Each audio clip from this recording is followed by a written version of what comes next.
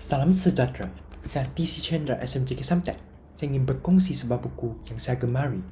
Nama buku ini ialah Lembah Ketakutan yang telah dihasilkan oleh Conan Doyle. Sherlock Holmes menerima pesanan ringkas yang mengingatinya tentang plot kejahatan terhadap Douglas, seorang lelaki yang tinggal di Burston House daripada Fred Pollock, ejen Profesor Moriarty. Beberapa minit kemudian, Inspektor MacDonald tiba di Baker Street dengan berita bahawa Douglas dari Burston House telah dibunuh. Holmes memberitahu MacDonald tentang amaran Pollock, menunjukkan penglibatan Moriarty. Walau bagaimanapun, MacDonald tidak sepenuhnya percaya bahawa Moriarty yang berpendidikan dan dihormati ialah penjenayah. Mereka pergi ke Burston House, sebuah rumah usang, untuk menyiasat kes tersebut. Douglas telah dibunuh pada malam sebelumnya. Barker, tetamu di Burston House, berada di biliknya pada pukul 11.30 ketika dia mendengar sedas tembakan. Dia bergegas ke bawah dan menemui Douglas terbaring di tengah-tengah bilik. Dia telah ditembak dari jarak dekat, menerima tembakan pada wajah, kepalanya dimusnahkan hampir berkeping-keping. Barker bergegas ke balai polis dan memberitahu Sarjan Wilson yang bertugas di balai tersebut. Wilson mula menyiasat dengan segera.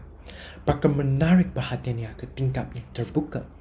Jambatan di atas parit telah dinaikkan pada jam 6 petang. Barker menyiasati bahawa pembunuh itu memasuki pintu jambatan sebelum waktu tersebut, bersembunyi di dalam bilik dan meninggal tempat tersebut dari tepi tingkap setelah membunuh Douglas. Ketua detektif, Fred Mason, telah tiba di Burston House pada jam 3 pagi. Tidak lama lagi, MacDonald mengambil kes itu dan memberitahu Holmes kerana dia berpendapat Holmes akan berminat. Menjelang tengah hari, MacDonald, Holmes dan Watson bertemu White Mason di Burston House. Mereka pergi ke lokasi pembunuhan.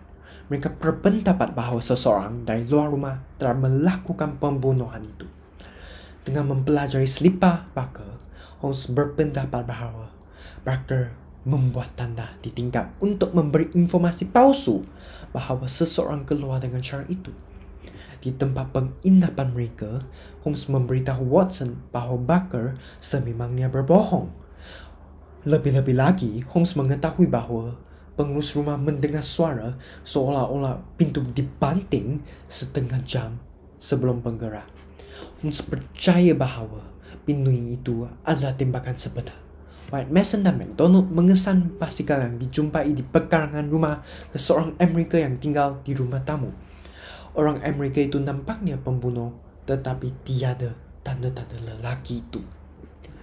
Holmes meminta MacDonald untuk menulis surat kepada Barker, memberitahunya bahawa polis ingin menggali parit pada hari esok. Malam itu, mereka menunggu di luar Burston House dan mendapati Barker memancing sesuatu dari parit. Keempat-empat lelaki itu bergegas ke Barker dan menemui bungkusan parit itu berisi pakaian orang Amerika yang hilang. Barker enggan menjelaskan keadaannya. Pada masa itu, Douglas muncul, hidup dan sehat. Dia menyerahkan Watson sebuah akam bertulis yang disebut Lembah Ketakutan, yang menjelaskan sebab dia takut dibunuh. Douglas menjelaskan dia telah melihat musuhnya, Baldwin, di daerah itu dan mungkin ada serangan dirancang terhadapnya. Ketika Baldwin ingin menimbang Douglas, Douglas menembak muka Baldwin dengan pistol. Douglas memakaikan lelaki itu dengan pakaian sendiri untuk menipu geng yang ingin membunuhnya bahawa dia sudah mati.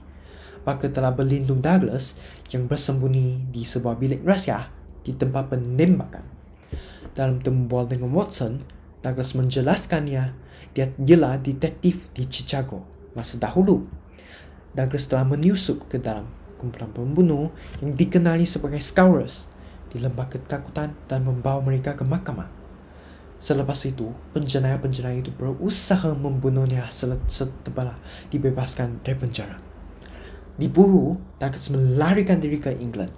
Holmes menasihati Douglas untuk meninggalkan England sekarang.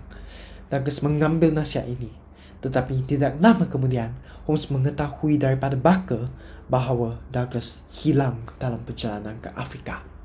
Holmes percaya bahawa Moriarty telah membunuh Douglas. Cerita ini ditamakan di sini. Saya telah memilih buku ini untuk berkongsi dengan anda kerana saya berpendapat bahawa penulis buku ini telah berjaya menyampaikan cerita ini dengan cara yang sangat unik. Beliau suka mencipta atmosfera yang penuh dengan suspense dan menarik pembaca untuk terus mengeksplorasi bagi mendapat jawapannya. Cara Sherlock Holmes memerhati sebuah tempat dan dapat mengetahui apa yang pernah berlaku di tempat tersebut telah memberi inspirasi kepada saya. Setelah membaca buku ini, saya lebih suka memerhati persekitaran dan mengkaji perkara-perkara dengan lebih mendalam dan teliti. Saya juga lebih peka terhadap perubahan-perubahan yang berlaku di sekeliling saya. Saya juga mendapat tahu bahawa kita tidak boleh menilai buku dari sampulnya. Hal ini boleh dibuktikan dengan kes Moriarty. Walaupun Moriarty seorang yang berpendidikan dan dihormati, dia merupakan seorang penjenayah. Sekian, terima kasih.